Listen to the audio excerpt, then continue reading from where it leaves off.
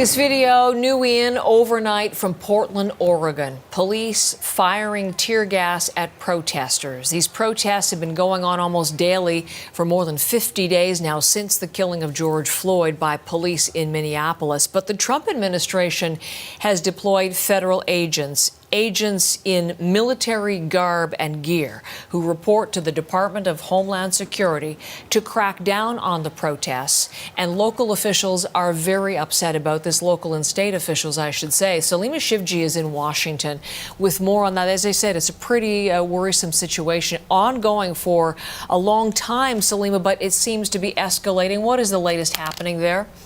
That's right, Heather. After more than 50 straight nights of protests, those protests to call for police reform and have an end to systemic racism, protests that are often peaceful in the day and a little bit more militant at night, those crowds were actually getting smaller until those federal officers and forces were deployed, really adding fuel to the fire there and exacerbating tensions in Portland, really from complaints from protesters that, federal forces wearing camouflage were pulling protesters into unmarked vans, a militarized presence using tear gas as well as batons to disperse protesters, calling them rioters. The protesters over the weekend set a fire to a police union building, and that was dispersed really quite quickly. So those rapid deployment teams really sent in by the Trump administration to protect monuments, to protect statues, courtesy of an executive order from the president. But local officials like Portland's mayor really want them out. Take a listen. Their presence here is actually leading to more violence and more vandalism, and it's not helping the situation at all. They're not wanted here. We haven't asked them here. In fact, we want them to leave. Now, state officials are threatening to sue the U.S. Department of Homeland Security as well as other federal agencies for this, basically accusing them of violating the civil rights of some of those protesters by holding them without probable cause, as well as they're looking to seek a temporary restraining orders against the forces. And those tactics as well are causing alarm here in Washington, with some House Democrats calling for further investigation. I mean, the statements are strong, as you say, Salima. The governor saying a blatant abuse of power, the mayor saying an attack on our democracy. What is the president saying in response to defend the authorization of these agents?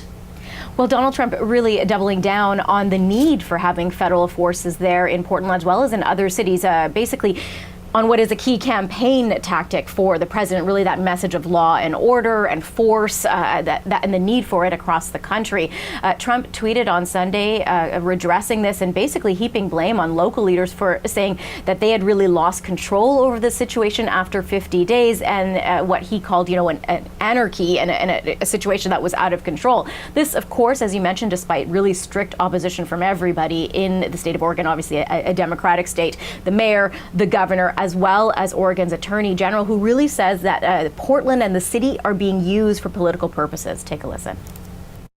These federal agencies are operating with no transparency and against the will of just about every leader in our state. And I assume it will be the same in other states where they show up. But Portland is currently the poster child for this administration.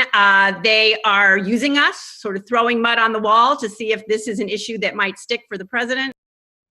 Trump is also clearly trying to link his opponent in the presidential race, Joe Biden, to what Trump calls the radical left and to what's happening in Portland, really as the Trump campaign team is watching the president's poll numbers sink quite dramatically. A lot of Americans unhappy with the president's response over the coronavirus outbreak, and the team really using this law and order message as well as banking on an economic message as they watch those poll numbers with worry 4 months out from the election. Salima, thanks very much. Salima Shivji is in Washington this morning.